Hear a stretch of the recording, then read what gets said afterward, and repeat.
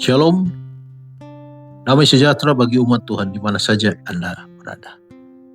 Puji syukur kita panjatkan kepada Tuhan Yesus Kristus karena kasih dan penyertaannya sepanjang hari ini. Di tengah segala aktivitas, sukacita maupun tantangan yang kita lalui, Tuhan tetap setia memimpin langkah kita. Saat ini kita akan menenangkan hati dan memusatkan pikiran untuk merenungkan firman Tuhan, agar kita dikuatkan kembali dan dipenuhi damai sejahtera. Mari kita berdoa. Bapa di surga, kami mengucap syukur untuk hari yang telah Engkau berikan. Terima kasih atas kasih, perlindungan dan berkat-Mu yang kami rasakan sepanjang hari ini. Saat kami hendak membaca dan merenungkan firman, kami mohon kehadiran Roh Kudus memenuhi hati dan pikiran kami.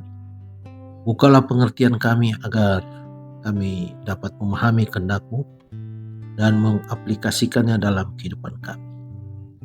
Jauhkanlah kami dari segala kekhawatiran dan gangguan, sehingga kami dapat berfokus hanya kepada-Mu. Dan biarlah firman-Mu menjadi terang dan kekuatan bagi kami. Dalam nama Tuhan Yesus Kristus kami berdoa. Amin. Judul renungan malam ini, Hati Penurut.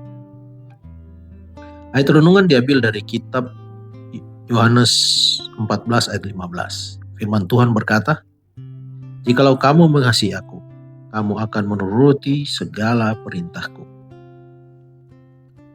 Tetapi berdoa dalam nama Kristus banyak sekali artinya.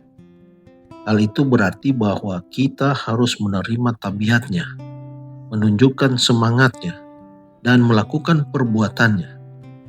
Janji juru selamat diberikan dengan syarat, "Jikalau kamu mengasihi aku," katanya, "kamu akan menuruti segala perintahku." Ia menyelamatkan manusia, bukannya dalam dosa, melainkan dari dosa. Dan mereka yang mengasihi Dia akan menunjukkan kasih mereka oleh penurutan. Penurutan sejati berasal dari dalam hati. Itulah pekerjaan hati bersama Kristus. Dan kalau kita setuju, Ia akan menyamakan dirinya dengan pikiran dan tujuan kita, menyatu padukan hati dan pikiran kita menjadi sesuai dengan kehendak-Nya. Sehingga bila menurut Dia, berarti kita melaksanakan dorongan hati kita sendiri. Kemauan yang dihaluskan dan disucikan merupakan kesukaan yang paling tinggi dalam melakukan pekerjaannya. Bila kita mengenal Allah karena kita mendapat hak istimewa untuk mengenal Dia, kehidupan kita menjadi kehidupan yang suka menurut. Oleh menghargai tabiat Kristus, oleh hubungan dengan Allah, dosa akan menjadi suatu kebencian bagi kita.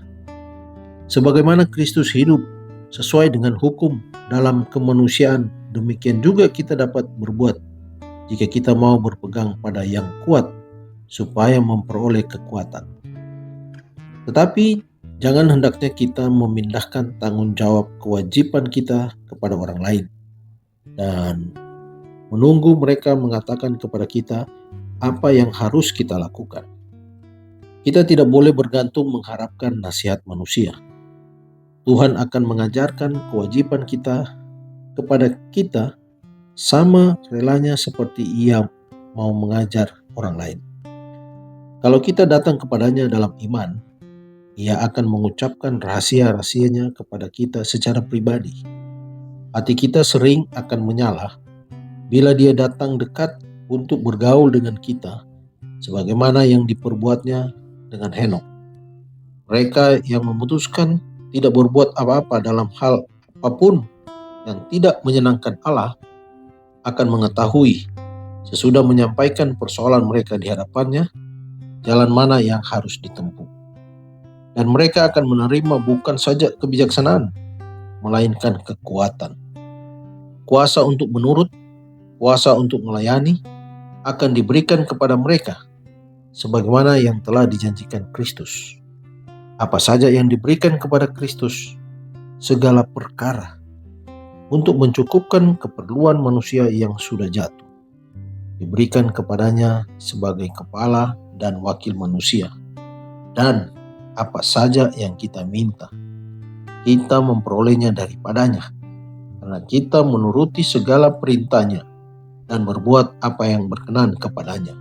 1 Yohanes 3 ayat 22. Sebelum mempersembahkan dirinya sebagai korban, Kristus mencari pemberian yang paling penting dan sempurna hendak dikaruniakannya kepada para pengikutnya. Suatu pemberian yang akan memudahkan mereka memperoleh sumber anugerah yang tiada batasnya. Aku akan minta kepada Bapa, katanya, dan Ia akan memberikan kepadamu seorang penolong yang lain. Yohanes 14 ayat 16. Dikutip dari buku Alfa dan Omega jilid 6, halaman 309-310. Mari berdoa. Bapa kami di surga, terima kasih untuk firman yang telah kami baca dan boleh menjadi perenungan bagi kami malam ini. Kami rindu memiliki hati yang penurut, yang taat kepada kehendak-Mu dalam setiap langkah hidup kami. Bantulah kami menjadi pribadi yang setia dan mau dibimbing oleh Tuhan. Malam ini kami berdoa bagi jemaat saudara-saudara kami yang sakit.